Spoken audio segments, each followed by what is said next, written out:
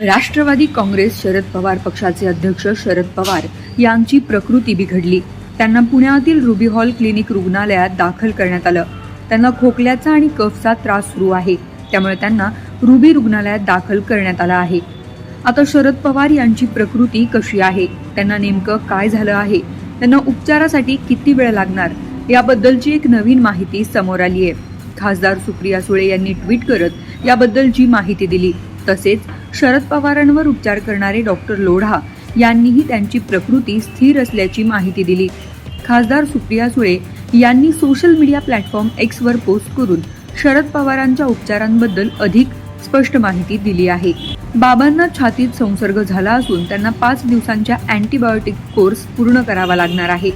सुदैवाने इतर सर्व शारीरिक रिपोर्ट सामान्य आले आहेत.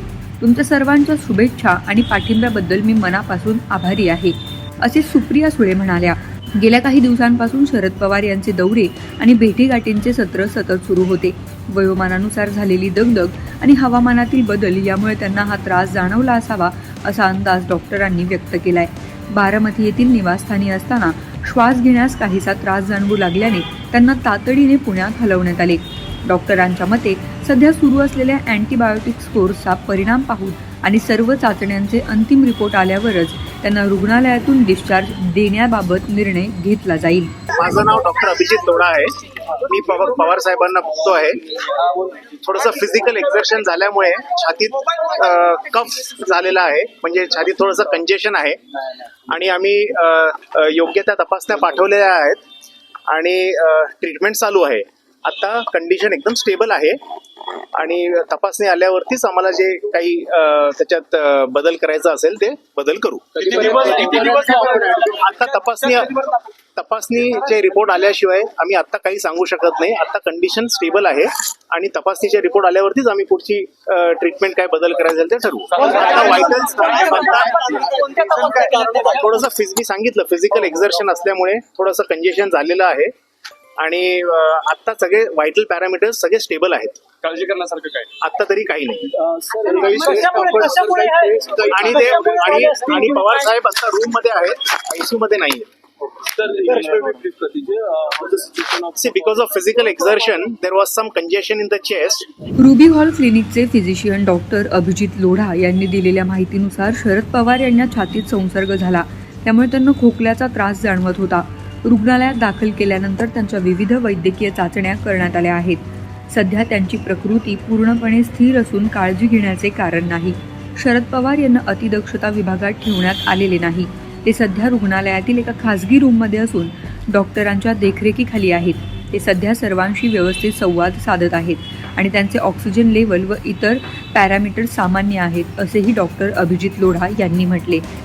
शरद पवार यांना रुग्णालयात दाखल करण्यात आल्याची माहिती कळताच राज्यातील कार्यकर्ते पुण्याच्या दिशेने येत आहेत. त्यामुळे रोहित पवार यांनी कार्यकर्त्यांना न येण्याची विनंती केली. शरद पवारांची प्रकृती स्थिर असून कोणीही रुग्णालयात येऊ नये असं रोहित पवारांकडून सांगण्यात आलंय. आपण अजिबात हॉस्पिटलला येऊ नका, कारण हॉस्पिटलमध्ये इतरही सर्व पेशंट आहेत आणि आत्ताच जसं डॉक्टरांनी सांगितलं की पवार साहेबांची तब्येत आता नॉर्मल आहे. ICU मध्ये पवार साहेब नाही आहेत, एका प्रायव्हेट रूम मध्ये आहेत. आत्ताच त्यांच्याशी मी स्वतः चर्चा करून आलेलो आहे.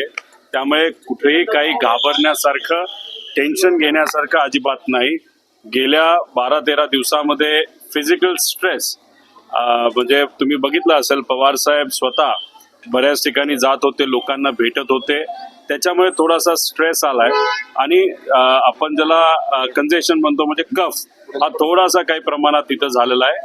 आता पुढच्या काही वेळामध्ये रिपोर्ट्स येतील.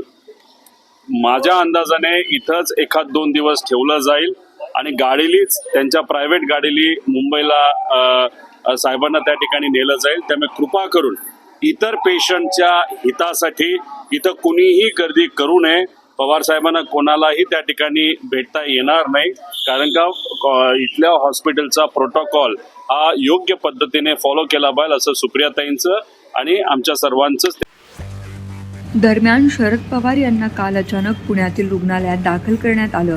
त्यांच्या प्रकृतीची विचारपूस करण्यासाठी उपमुख्यमंत्री सुनेत्रा पवार यांनी रुग्णालयात जाऊन भेट घेतली. यावेळी त्यांच्यासोबत सुप्रिया सुळे, पार्थ पवार आणि जय पवारही सोबत होते. राजकीय मतभेद बाजूला ठेवून पवार कुटुंबातील हे नातं पाहून सर्वत्र चर्चा सुरू आहे.